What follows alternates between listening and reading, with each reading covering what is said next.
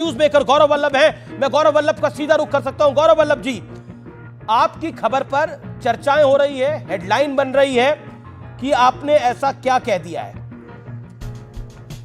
कांग्रेस आपने छोड़ी और कहा कि सनातन को अब मैं और गाली नहीं दे सकता। आप अमीश भाई, आप बताइए, जब कांग्रेस और कांग्रेस के अलाइज सनातन के बारे में अपशब्द कहते हैं तो क्या कांग्रेस की चुप्पी उसकी मौन स्वीकृति नहीं है?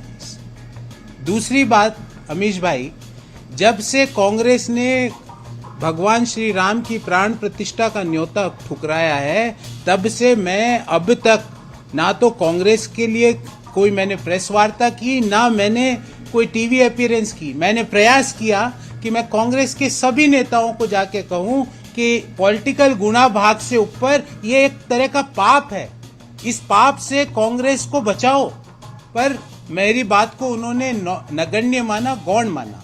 और तीसरा बात अमीश भाई, क्या हमारे देश में कोई अपनी मेहनत से, अपनी योग्यता से, अपने आइडिया से, अपने कैपिटल से वेल्थ क्रिएट करता है तो वो क्या इलीगल काम है? क्या वो देश में कंट्रीब्यूशन नहीं कर रहा? मैं वेल्थ क्रिएटर्स को गाली नहीं दे सकता। आज कांग्रेस की हालत अमीश भाई ये हो गई है कि कांग्रेस आज अपनी स्वयं की नीतियों को गाली दे रही है। जो नीतियां लिबरलाइजेशन, प्राइवेटाइजेशन, ग्लोबलाइजेशन कांग्रेस ने देश को दी। लेकिन फिर मेरा सवाल ये है, क्या कांग्रेस में दबाव होता है सनातन के विरोध में बोलने का? दबाव के बारे में मैं कुछ नहीं कहूंगा अमीश जी, पर आपका एलआई रोज गाली देता है सनातन को। आपके बड़े नेता सनातन के विरोध में अपशब्द बोलते हैं और आप दिल्ली में मुस्कुराते रहते हो, उस पे नो कमेंट करते हो। तो इस गाली की स्वीकार्यता है, उस गाली को आप स्वीकार करते हो। मैं उस मौन सहमति का भाग नहीं बनना चाहता। मैंने कांग्रेस के सारे नेताओं को अपनी मन की, अपने जो ये इश्यूज है, ये सारे अवगत कराए कि मैं सनातन विरोधी बातें सहन नहीं कर सकता। मैं भगवान श्री राम की प्राण प्रतिष्ठा में नहीं जाने के पाप का भागी नहीं बन सकता। आपकी चिट्ठी मैंने पढ़ी, उस चिट्ठी के अंदर आपने गीता के एक श्लोक को भी कोट करा। तो क्या आपको लगता है कि आप भारतीय जनता पार्टी में आपने स्विच ओवर कराया तो ये धर्म की रक्षा के लिए कराया या अपनी रक्षा के लिए कराया? आप ये बताइए, मेरी कौन सी, मैंने अमीश भाई जब कांग्रेस पार्टी ज्वाइन करी तब कांग्रेस के 40+2 42 सांसद थे। बिल्कुल थे। और अमीश भाई, आपको पता है उस समय भी मेरी हैसियत क्या थी, आप अच्छे तरह से जानते हैं। पर मैं आइडियोलॉजिकल कमिटमेंट के साथ गया कि नए आइडियाज का स्थान होगा, इंटेलेक्चुअल लोगों का स्थान होगा।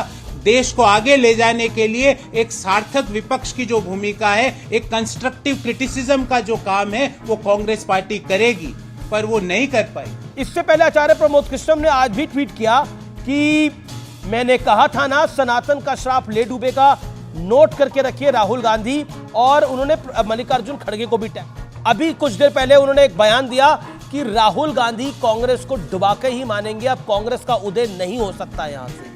आप इस टिप्पणी पर क्या कहते हैं आचार्य प्रमोद कृष्ण? मैं जो आचार्य जी ने जो टिप्पणी करी है वो उनका पर्सपेक्टिव है। मैं ये जरूर कह सकता हूं कि 2047 के विकसित भारत के संकल्प ने मेरे जैसे लाखों करोड़ों प्रोफेशनल लोगों को देश को डेवलप्ड नेशन बनाने के लिए प्रेरित किया।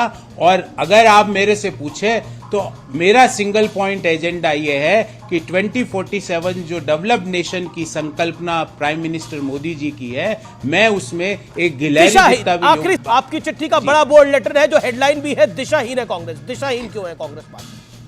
आप बताइए, कभी अचानक से ईवीएम की बात हो जाती है, फिर अगली रैली में जनगणना की बात हो जाती है, फिर उसके अगली रैली में कोई और विनिवेश की बात हो जाती है, फिर उसके अगली रैली में मतलब राहुल गांधी, आप कहना चाह रहे हैं कि कांग्रेस और कांग्रेस पार्टी और राहुल गांधी मुद्दों पे फिक्स नहीं रहते। हर महीने एक नया मुद्दा आता है, हर महीने एक नई पर्ची आती है। मुद्दों की बात नहीं है, मुद्दों में फिक्स से ज्यादा महत्वपूर्ण अमीश भाई ये है कि मुद्दों की गंभीरता और मुद्दे जिसका आप विरोध कर रहे हो, क्या वो विरोध राष्ट्र की प्रगति का विरोध तो नहीं है? अच्छा, आखिरी ये सवाल। चीज हर पॉलिटिकल पार्टी को सोचनी पड़ेगी। आखिरी सवाल, आपका एक डिबेट बड़ा वायरल हुआ था जिसमें आपने 5 ट्रिलियन इकोनॉमी पे जीरो पूछे थे, अब आपको जीरो का महत्व पता लग गया आज? जी अब अमीश जी, आपने लाइटर सवाल पूछा है तो मैं ये कहूंगा कि आज से हम ट्रिलियन को 1 लाख करोड़ बोल देंगे, ट्रिलियन बोलेंगे ही नहीं। चलिए, बहुत बहुत शुक्रिया।